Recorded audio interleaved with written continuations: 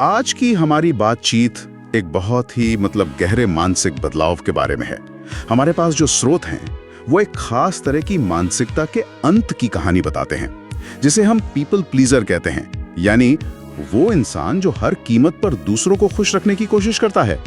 और इसके अंत से जन्म होता है एक मजबूत शांत अधिकार का, जिसे हम आत्म प्रभुत्व कह सकते हैं। हाँ, और ये बातचीत सिर्फ अच्छा महसूस करने के लिए नहीं है। ये किसी की पूरी डायनामिक्स को बदलने के बारे में है। हम उस एक बुनियादी डर को समझने की कोशिश करेंगे जो किसी को अंदर से कंट्रोल करता है, और वो डर है रिजेक्ट कर दिए जाने का या अकेला छोड़ दिए जाने का डर। बिल्कुल। तो आज का हमारा मिशन है इस डर के पूरे मैकेनिज्म को समझना। ये कैसे काम करता है, और जब कोई इस डर से बाहर निकलता है तो कैसे आत्मसम्मान और एक अलग तरह की पावर पैदा होती है।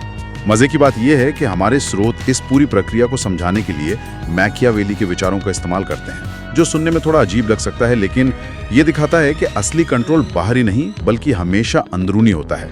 ठीक है, तो चलिए इस धागे को पकड़कर इसे खोलना शुरू करते हैं। स्रोत की शुरुआत ही एक बहुत दमदार विचार से होती है कि सबसे असरदार कंट्रोल वो नहीं होता जो बाहर से थोपा जाए, बल्कि वो होता है जिसे हम अंदर से खुद ही मान लें।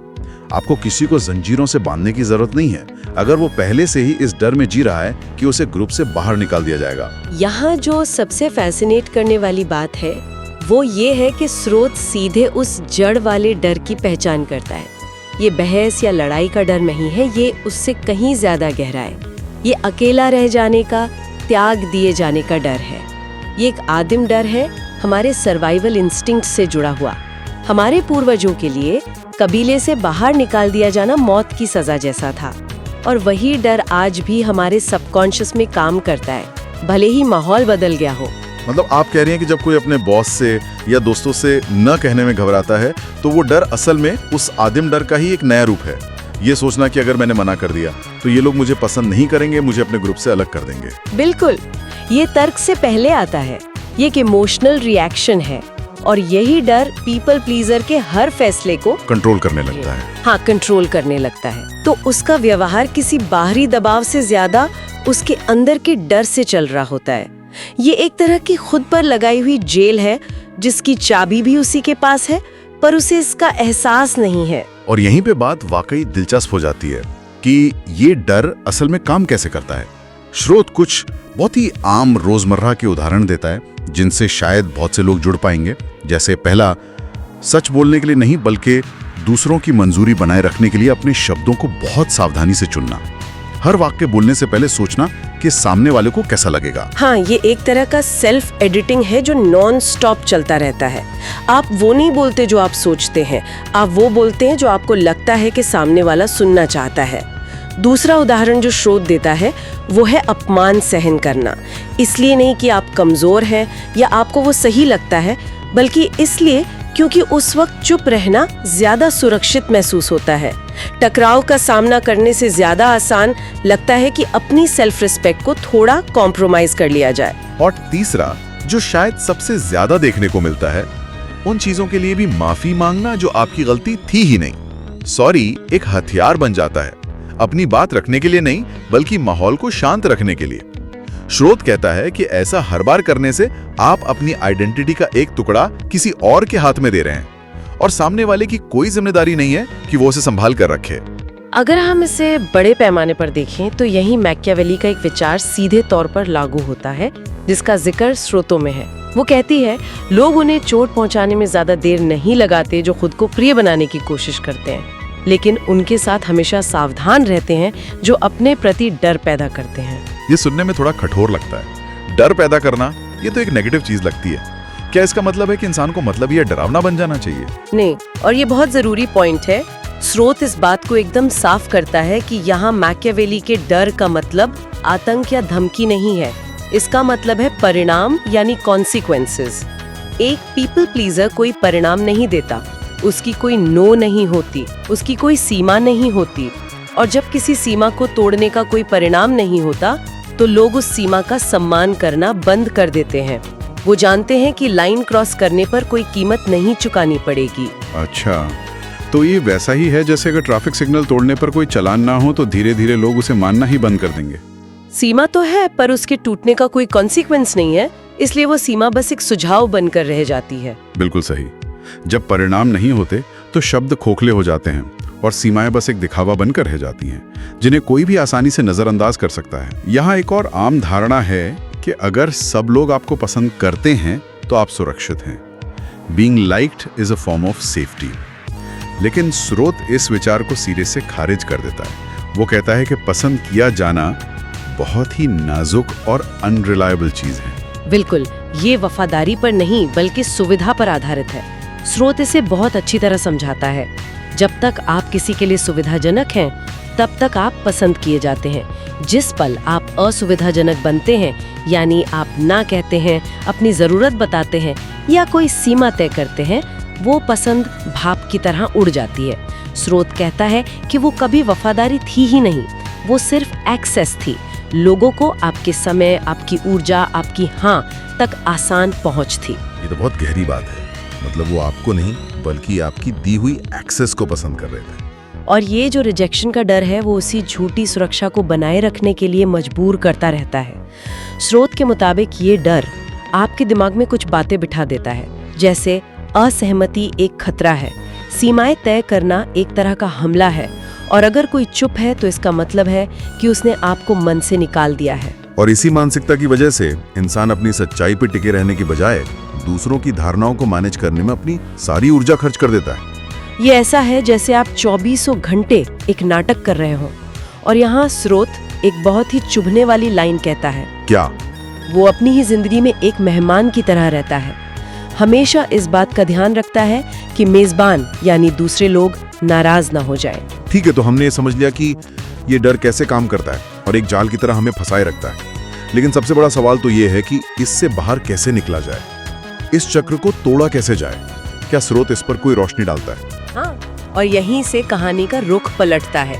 स्रोत के अनुसार जो निर्णायक मोड़ है, जो टर्निंग पॉइंट है, वो तब आता है जब कोई इंसान दूसरों से मंजूरी लेना बंद कर देता है। जब वो ये सोचना छोड़ देता है कि अगर मैंने ऐसा किया तो लोग क्या सोचेंगे। लेकिन ये सुनने में जितना आसान लगता है उतना है नहीं। मन में तुरंत सवाल आता है कि अगर मैंने ऐसा किया तो लोग मुझे पसंद नहीं करेंगे, शायद मुझसे दूर हो जाएं। ये सम्मान कैसे पैदा करेगा? ये तो उल्टा लग रहा है। यहीं पर एक बहुत ही काउंटर इंट्यूटिव साइकोलॉजी काम करती है। जब कोई अचानक अपनी पुरानी आदतें बदलता है तो लोग एक पल के लिए रुकते हैं। वे उस इंसान का दोबारा आकलन करते हैं। उनके मन में एक अनिश्चितता, एक अनप्रेडिक्टेबिलिटी पैदा होती है कि अब ये इंसान कैसे रिएक्ट करेगा। और स्रोत के अनुसार यही अनिश्चितता सम्मान की शुरुआत है। ये बहुत दिलचस्प है। तो सम्मान निश्चितता से नहीं बल्कि एक तरह की अनिश्चितता से पैदा होता है।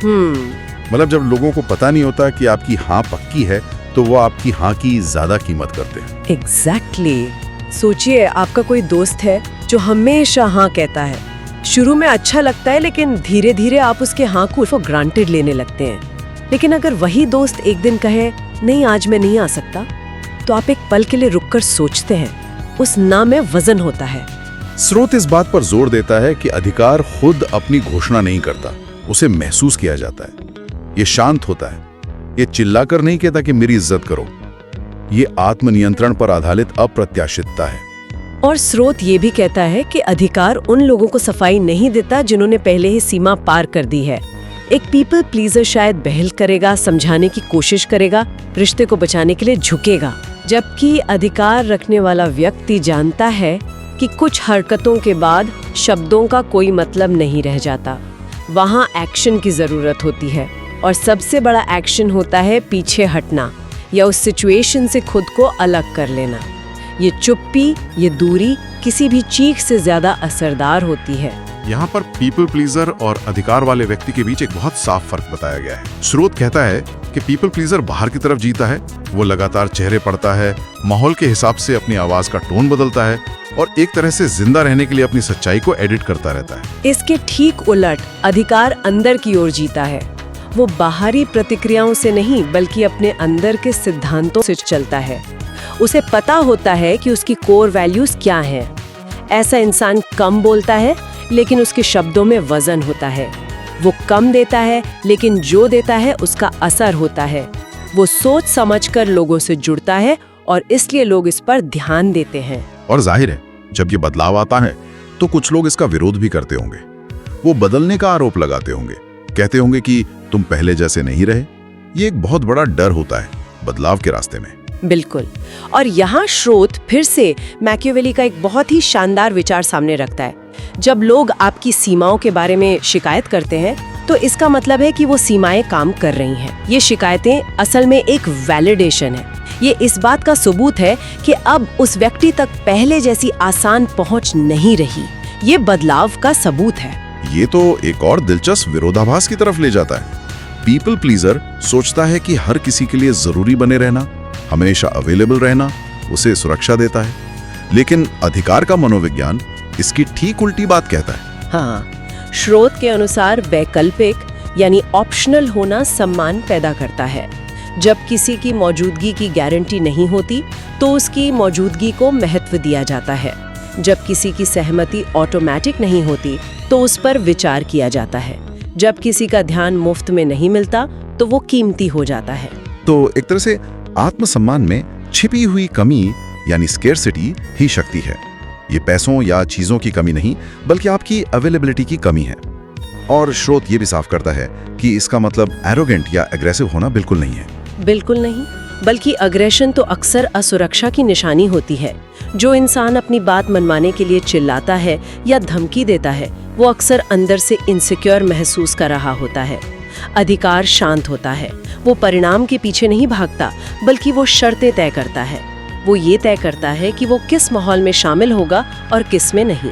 वो गेम नहीं खेलता, वो बस ये तय करता है कि वो कौन सा गेम खेलेगा। तो आज की इस गहरी बातचीत का सार ये निकल रहा है कि ये यात्रा किसी के लिए कठोर या मतलबी बनने की नहीं है, बल्कि जागरूक बनने की है। पावर, परसेप्शन और उस बारीक लाइन के बारे में जागरूक होना जहां आपकी दयालुता आत्मसमर्पण बन जाती है। मैकियावेली के शब्दों में जो खुद पर शासन करते हैं उन पर दूसरे शासन नहीं कर सकते। पीपल प्लीजर का अंत असल में अपनी आंतरिक संप्रभुता यानी इंटरनल सॉवरेनिटी को वापस पाना है। इसका मतलब है कि आप अपनी वैल्यूज पर मोलभाव करना बंद कर देते हैं, अपनी जरूरतों के लिए माफी मांगना बंद कर देते हैं और दूसरों की स्वीकृति के लिए परफॉर्मेंस देना बंद कर देते हैं। आप जैसे हैं वैसे ही काफी हैं। और उस शांति में एक अलग तरह का गुरुत्वाकर्षण पैदा होता है। कुछ लोग शायद दूर चले जाएंगे, लेकिन कुछ सही लोग और करीब आएंगे। स्रोत के मुताबिक दोनों ही प्रतिक्रियाएं काम की हैं।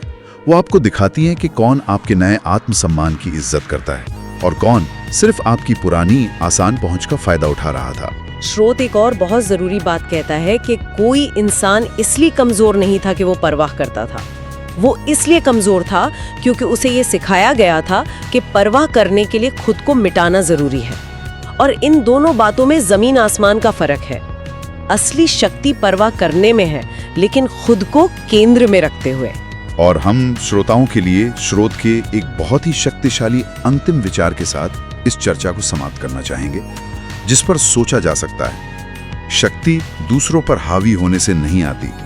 शक्ति इस बात से आती है कि आपको पूरी तरह से अस्तित्व में रहने के लिए उनकी अनुमति की आवश्यकता नहीं है। ये अहंकार नहीं है, ये संप्रभुता है।